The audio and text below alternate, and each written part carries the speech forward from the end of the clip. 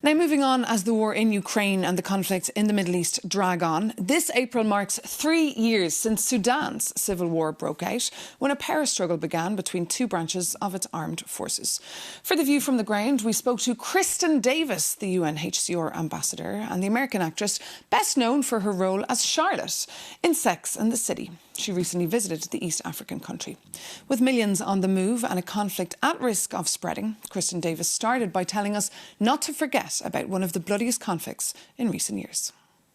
For some reason, media does not seem to want to cover it, which I find really interesting, and I can't explain why. But I do know that I work with UNHCR. I'm a Goodwill ambassador. And I knew that the war was ongoing and that many, many people have been displaced. 12 million people have been displaced, which is a stunning number, especially because it isn't even something that's being reported on. So we just went a few weeks back. I went to South Sudan because I wanted to see for myself what was happening. Every time that I have gone on a trip to a refugee camp or a refugee area where people are crossing from conflict, like really life or death level conflict, it's always upsetting, but at the same time it's also inspiring because the people are so strong.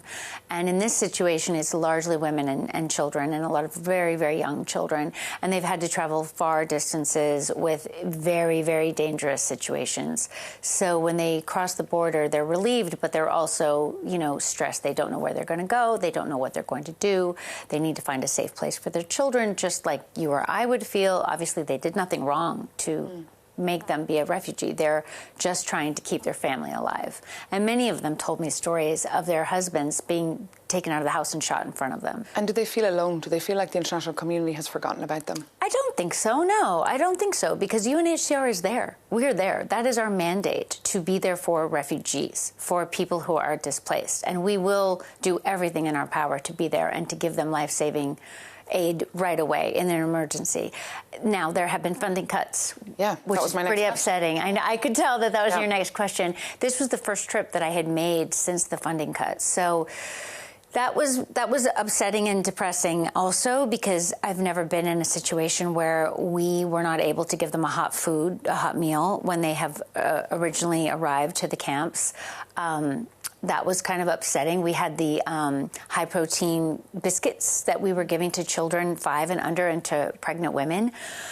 But I haven't ever been in a situation where we couldn't say, here's your water, here's your tent, here's your hot meal. It was just really so deeply troubling after everything that they've been through, after the violence that they've been through, that we can't feed them a hot meal. But what is the future for these people? You described millions of people on the move, millions of people displaced. Where will these people go? Obviously, I'm sure they just want to go home. They do want to go home. And I mean, one can only hope that some larger forces will intervene that will bring peace, or at least encourage the players to put down their arms and stop the fighting. The region has obviously been through, many, many, many struggles in the past, which I feel like in some ways influences the fact that people aren't talking about it in the media. I think there's some level of fatigue, which is unfortunate because it's still people's lives.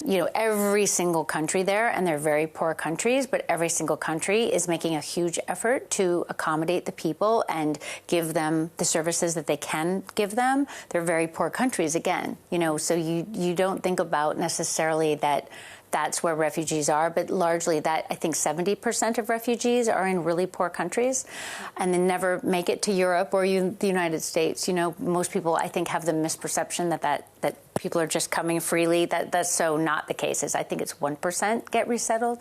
So they're mostly in the poor neighboring countries who can be very, very welcoming, which is hugely important. They may not have a huge amount of funding for them, but the warmth of the welcome is powerful.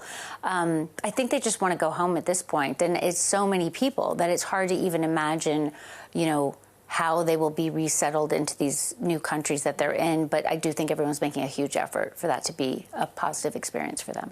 And meanwhile, Kristin, the war, the US-Israel war on Iran, it's entering its second month. It's turned the whole world upside down. Yeah. Could we be in this for the long haul, you think? I hope not.